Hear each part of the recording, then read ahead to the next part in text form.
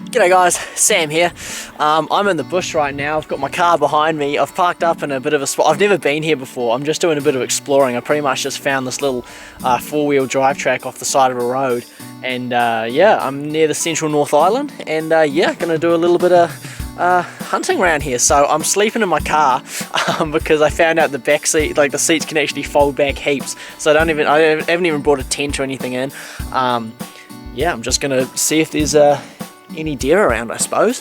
Haven't got too much of a plan. I can see there's a bit of a track down that way, I suppose, bit of a game trail sort of thing. So people must come here because the four-wheel drive track was like cut and stuff like that. So hopefully there's a few deer or pigs kicking around. I don't know. It's 2 PM right now. It's the 2nd of May. So you never know, I might still hear a roar or something like that. It would be kind of cool. Bit overcast, but tomorrow the weather's going to be a bit better. And yeah, I don't know, let's just grab some stuff and kind of wing it, go into the bush, see what happens. Alright.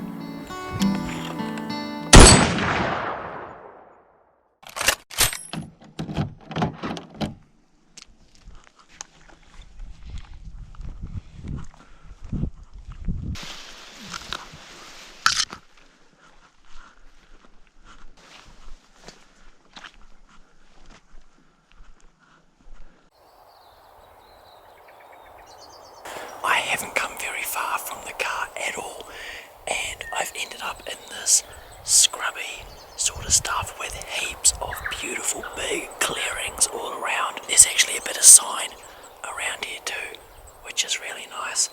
It's not super fresh, but fresh enough. I haven't gone into any of this thick bush up in here. I've got a beautiful breeze in my face. I think I'm just going to park up, wait here until almost dark, and then see if I can stalk this bush line.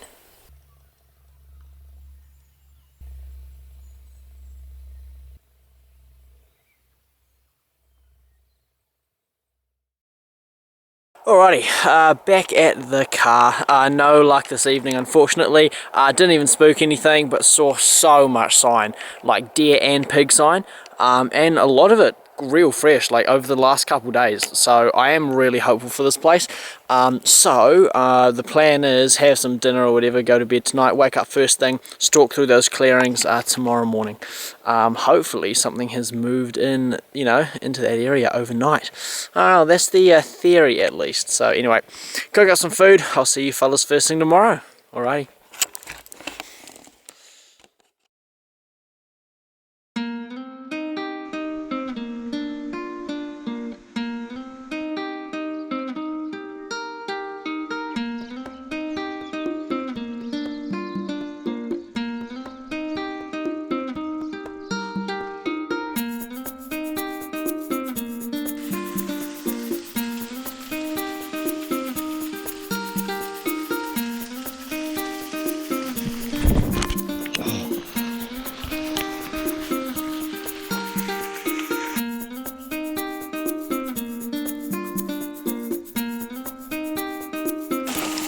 So I've got my trail camera with me, and I've been looking for a place to put it, and I think here is a really good spot. So I've been following this game trail up here, and it comes down, and to cross this creek here, see there's a big bank all the way along, and the game trail comes and becomes really well used down here as a way to get down and across, and then back up into all that stuff. And it's also really steep and not very nice in there. So it's good to set up your cameras in a spot like this because this is a massive pinch point for animals. So basically any animals that are moving at this elevation, to get across the creek, they pretty much have to come through this spot here. So it's a really good spot to put a camera. See what I mean? You can see this game trail's way more obvious down here. And then it also comes back behind the tree, just down there past the camera. That's a bit of a tip for you. Always try and put your cameras, you know, either somewhere where the animals are, you know, feeding really good, or somewhere where there's a bit of a pinch point that a lot of animals have to go through.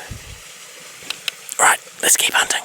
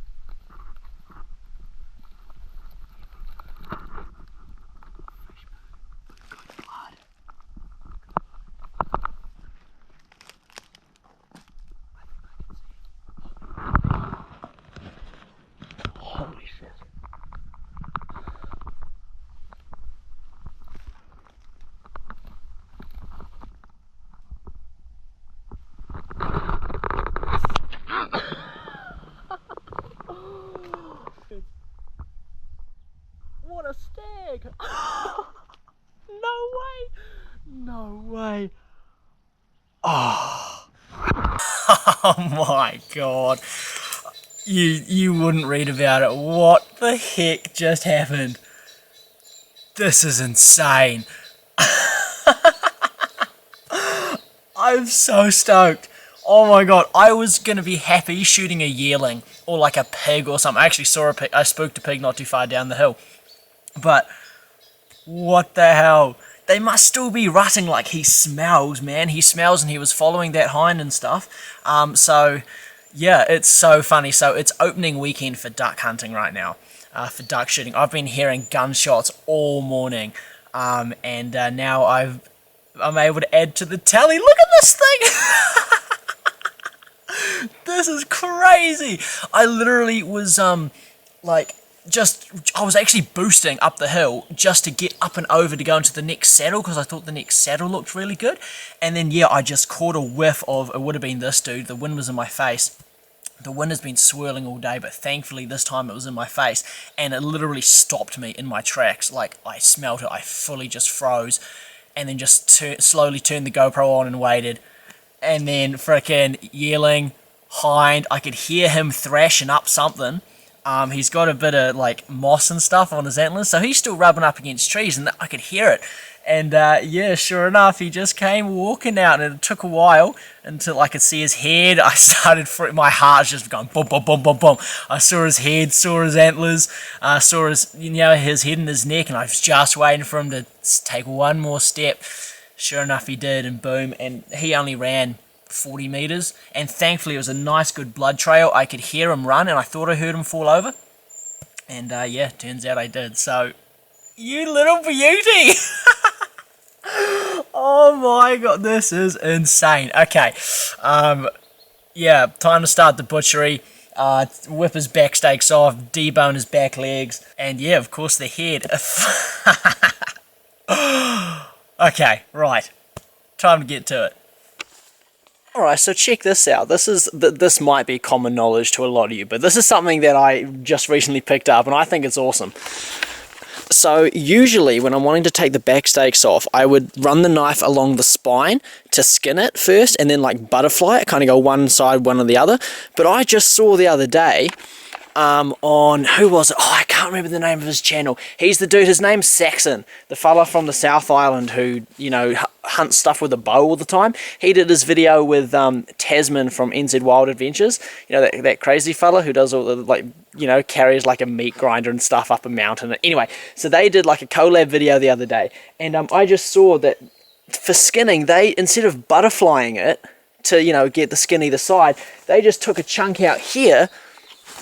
So, not a chunk, but you take a line just here, and then you just peel the whole flap of skin over. And look how clean it's kept it. Like, there's barely any hair on the meat anymore. Instead of like when you butterfly and you go one way, it keeps flopping over and stuff. This was way better. You just start here, just like cut around the middle of it. Yeah, and then just peel the whole thing back. That was awesome. Maybe everyone else does that, and I've just been dumb for going straight up the middle. But yeah, that's just something that I thought was quite cool. You guys might have learned how to do something as well. So anyway, right, back to the butchery.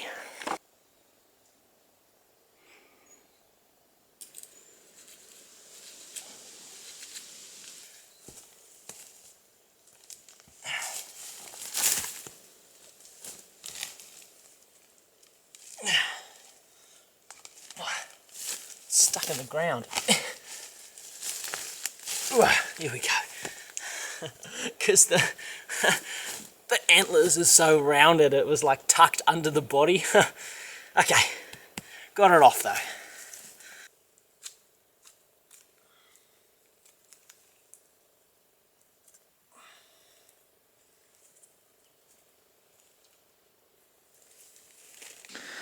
Alrighty, all the meat is in the sack. Man, I still can't bloody believe it. You know what? If I'm being honest, I was getting quite frustrated before I bumped into these guys, because I was just not seeing any deer.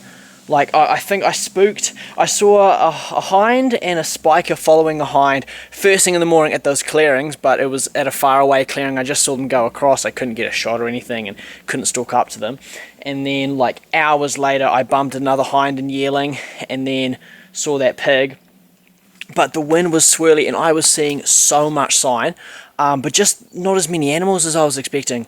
Like, I was actually getting kind of frustrated, and like, if there's no sign, then you can just kind of boost through, you know, until you get to sign. But there was fresh sign literally everywhere, and I was starting to go, come on, freaking, where are these bloody animals? And I was starting to get a bit, you know, disheartened and stuff. But I just kept telling myself, like, the sign is here. There's so much sign around, it's just a matter of time. And yeah, sure enough it was. So there's a little bit of a tip for you guys. If there is heaps of sign, but you're not seeing any animals, just keep going, just keep pushing. You know, I was about to head up to this high spot and then pretty much pack it in and head back to the car and go home. I was getting quite frustrated actually, especially because the wind was swirly and stuff, and it spooked everything I'd encountered. But yeah, anyway, the tip, just keep pushing, especially if there's lots of sign, because you never know. And my other tip is, if you bloody smell a deer, if you smell one and it hasn't spooked yet, you haven't seen it, just stop. I mean, it's natural just to catch a whiff and stop anyway, but just stop and wait, because if you're close enough to smell it, it's right bloody on top of you. And, you know, just like this fella was. Alrighty guys, we'll hike on out of here. See you fellas back at the car. Alright.